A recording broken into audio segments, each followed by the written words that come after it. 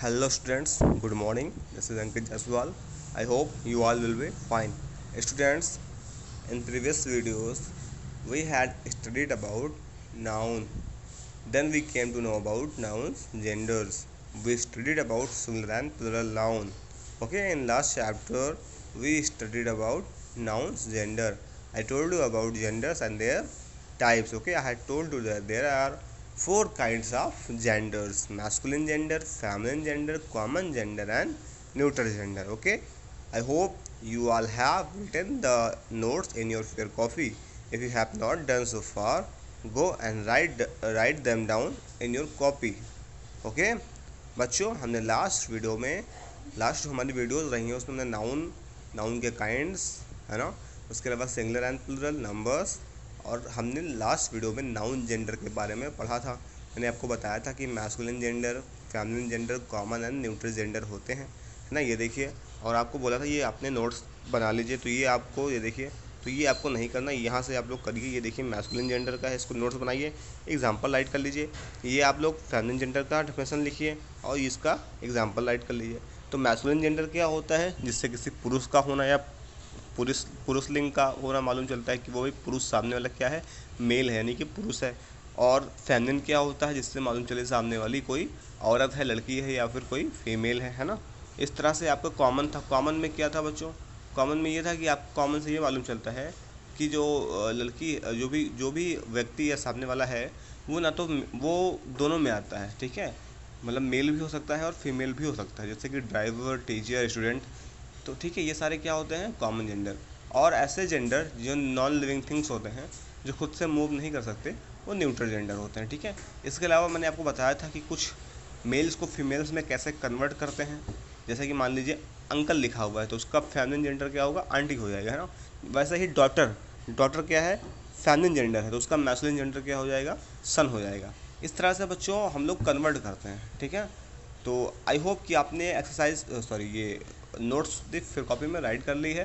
तो आप लोग वो मैस्कुलिन, फेमिनिन लिखा, कॉमन का और साथ में न्यूट्रल का भी आप लोग अपने फिर कॉपी में राइट कर लीजिएगा, ठीक है।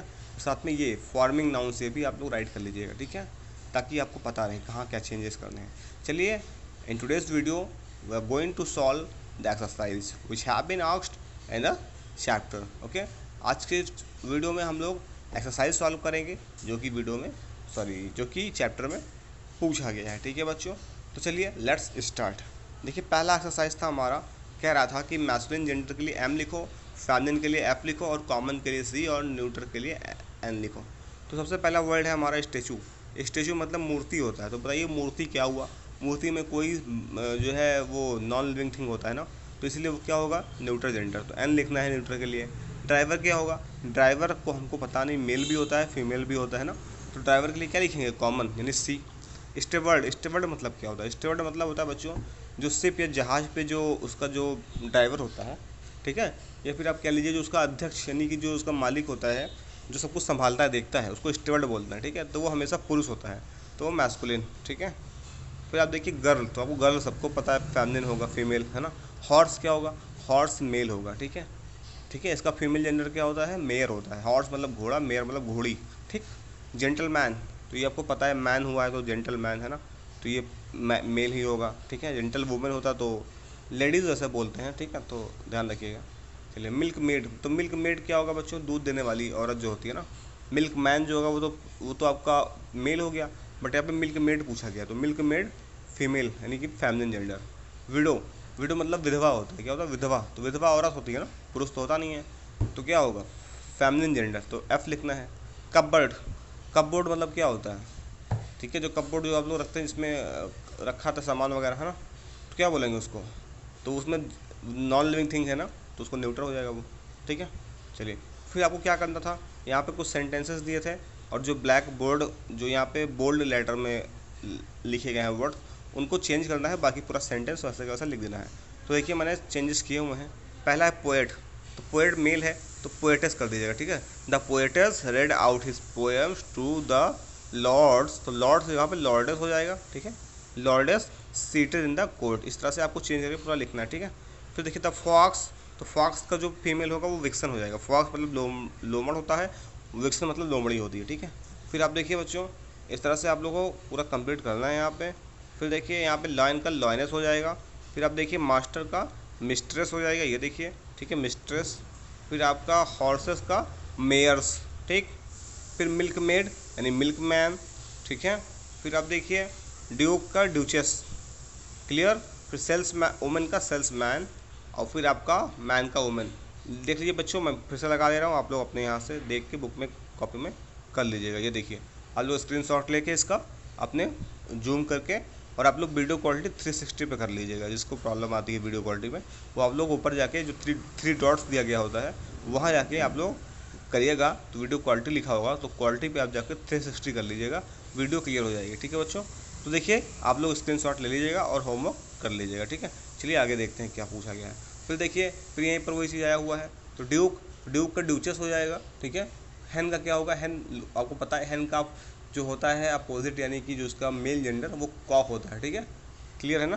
फिर देखिए आप यहाँ पे 7th में वॉशर मैन का वॉशर वूमन हो जाएगा ना। ठीक है, फिर आपका क्या है बच्चों, फिर आपका है यहाँ पे सन, तो सन का क्या होता है, डॉटर। सन मतलब लड़का यानी कि पुत्र, और डॉटर मतलब पुत्री। ठीक है, फिर देखिए आपका एम्परर मतलब राजा होता है, और एम्प्रेस मतलब रानी। फिर स्कूल मास्टर, तो स्कूल मिस्ट्रेस, मास्टर क्या होता है, मिस्ट्रेस हो जाता है। ठीक है, मास्टर मतलब मालिक, मिस्ट्रेस मतलब मालिकिन। ठीक है, फिर आप देखिए फिर आपका है प्रिंस, तो प्रिंस मतलब होता है राजकुमार, है ना। यहाँ पे प्रिंसेस प्लुरल फॉर्म में है, तो प्रिंसेस हो जाएगा यानी राजकुमारियाँ। ठीक है, ही गोट मतलब बकरा, शी गोट मतलब बकरी। ठीक है, फिर देखिए टाइगर मतलब होता है आपका बाघ, और टाइगरस मतलब बाघिन। ठीक है, विच मतलब होता है जादूगरनी। ठीक है, जादूगरनी, समझ रहे हो ना बच्चों। और विजार्ड मतलब होता है जादूगर। फिर किंग मतलब होता है राजा, और क्वीन मतलब रानी हो जाएगा। ठीक है, तो इस तरह से आपको चेंज करना था। फिर देखिए कुछ यहाँ पे दिए गए थे मेल और फीमेल को एक साथ। अब जब मेल और फीमेल एक साथ आते हैं तो हम देखते हैं कौन ज़्यादा है, जिसके बारे में हम लोग फॉर्मली यूज कर लेते हैं। जैसे देखिए रैम्स एंड ईव्स, तो रैम क्या होता है बच्चों, मैंने बताया था रैम जो है वो शीप का फीमेल है, और ईव्स जो है वो शीप का बच्चा है। तो एक साथ बहुत सारी जो है फीमेल जो है शीप, भेड़ जो है वो इकट्ठा हैं, तो आप क्या बोलोगे भाई, बहुत सारे भेड़ जा रहे हैं, तो इसीलिए उनको एक साथ लिखने के लिए हम लोग शीप लिख देते हैं। ठीक है, और ऐसा ही आपका कोल्ट मतलब होता है घोड़े का बच्चा, और मेयर्स मतलब होता है घोड़ी। तो बहुत सारे घोड़े के बच्चे और घोड़ियाँ और घोड़े सब एक साथ इकट्ठे हैं, तो आप क्या बोलोगे भाई, घोड़े खड़े हैं, हाँ, हॉर्सेस हो जाएगा। ठीक है, एक रहेगा तब तो आप मेयर बोल दोगे, एक घोड़ी खड़ी है तो आप देखोगे बोलोगे अरे ये घोड़ा नहीं घोड़ी है, लेकिन बहुत सारी घोड़ियाँ खड़ी हैं तो आप क्या बोलोगे, बहुत ढेर सारे घोड़े हैं ना, तो हॉर्सेस। बॉयज़ एंड गर्ल्स, इनके लिए कौन सा कॉमन हो सकता है, चिल्ड्रन। बॉय मतलब मैस्कुलिन हो गया, गर्ल फेमिनिन हो गया, बट दोनों को एक साथ रखा जाएगा तब क्या हो जाएगा, चिल्ड्रन, है ना। और चिल्ड्रन क्या है, कॉमन नाउन है। चिल्ड्रन में कोई लड़का भी हो सकता है, लड़की भी हो सकता है ना। तो मदर्स एंड फादर्स, ये क्या होता है, पेरेंट्स। मदर्स जो है वो मैस्कुलिन फेमिनिन है, और फादर मैस्कुलिन है, बट जब पेरेंट्स बोल देंगे तो वो क्या हो गया, वो आपका जो है पेरेंट्स यानी कि माता पिता दोनों आ गए, तो वो कॉमन हो गया। ठीक है, फिर रिलेटिव मतलब होता है रिश्तेदार। रिश्तेदार में भाई मैस्कुलिन भी हो सकते हैं, फेमिनिन भी हो सकते हैं ना। तो अंकल देखिए, अंकल जो है वो मैस्कुलिन है, आंट फेमिनिन है, दोनों को एक साथ रख के कॉमन करेंगे तो रिलेटिव हो जाएगा। ठीक है, तो इसी तरह से दादाजी और दादी जी ना, grand mother and grand father, तो ग्रैंड मदर जो है वो फेमिनिन है, ग्रैंड फादर मैस्कुलिन है, एक साथ लिखेंगे कॉमन नाउन के लिए तो हो जाएगा, सॉरी कॉमन जेंडर के लिए तो वो हो जाएगा ग्रैंड पेरेंट्स। क्लियर। और इसी तरह से मैन एंड वुमेन, तो ये एडल्ट्स, नौजवान। ठीक है, तो बच्चों ये था आपका, आप लोग देख लीजिए, स्क्रीनशॉट ले लीजिएगा, तो कॉपी में कंप्लीट कर लीजिएगा। ठीक है, आपको कॉपी में कंप्लीट करना है। ठीक है, आप लोग देख लीजिए, वीडियो से ही आपको कंप्लीट करना है। ठीक है बच्चों, क्लियर।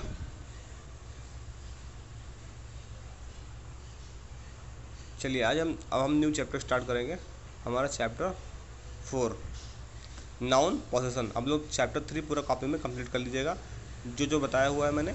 अब न्यू चैप्टर स्टार्ट करेंगे हम लोग, नाउन्स पोसेसन। अभी तक हमने क्या क्या पढ़ा, नाउन पढ़ा, ठीक है, फिर नाउन नंबर पढ़ा, सिंगुलर प्लूरल, फिर नाउन जेंडर पढ़ा। हमारा अब चौथा है नाउन पोसेसन। ठीक है, नाउन पोसेसन। देखिए पोसेसन मतलब क्या होता है, पोसेसन मतलब होता है बच्चों अधिकार। क्या होता है, अधिकार।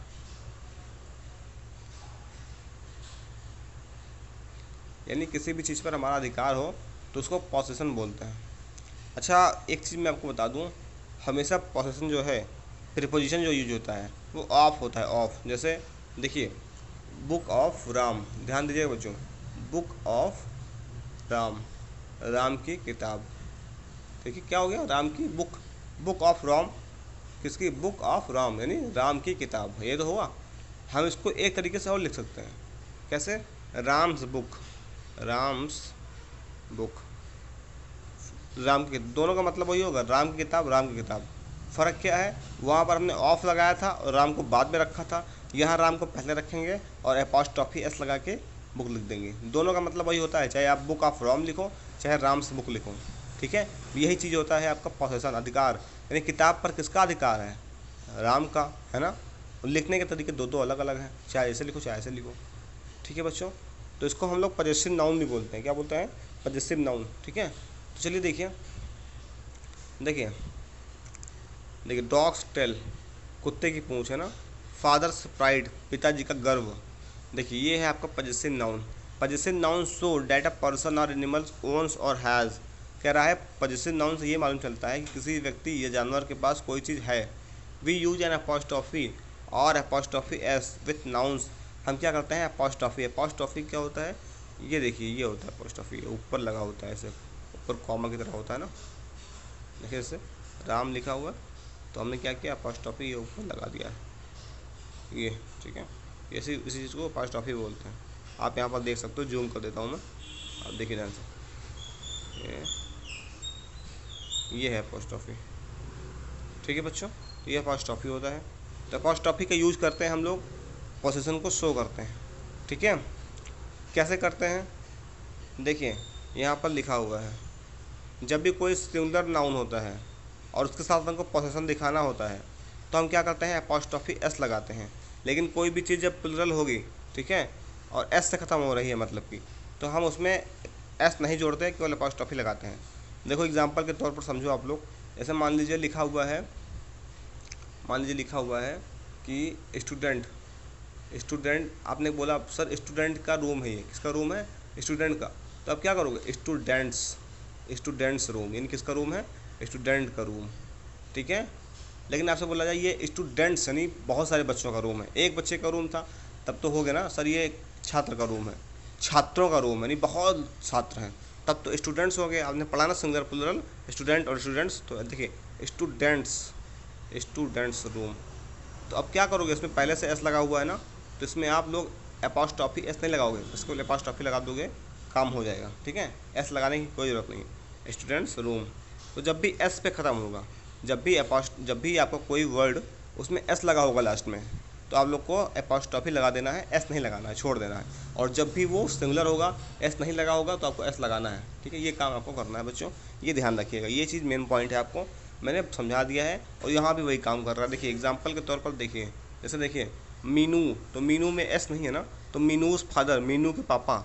लेकिन देखिए जेम्स में क्या है, एस लगा हुआ है ना, तो जेम्स में हम एस नहीं लगाएंगे, बस केवल अपॉस्ट्रोफी लगाएंगे, छोड़ देंगे। देखिए यहाँ पर अपॉस्ट्रोफी के बाद एस भी लगाया गया है, लेकिन यहाँ पर अपॉस्ट्रोफी के बाद एस नहीं लगाएगा, क्यों, क्योंकि यहाँ पर वर्ड के लास्ट में एस आ रहा है ना। तो ये चीज़ आप लोग क्लियर कर लीजिएगा, ठीक है बच्चों।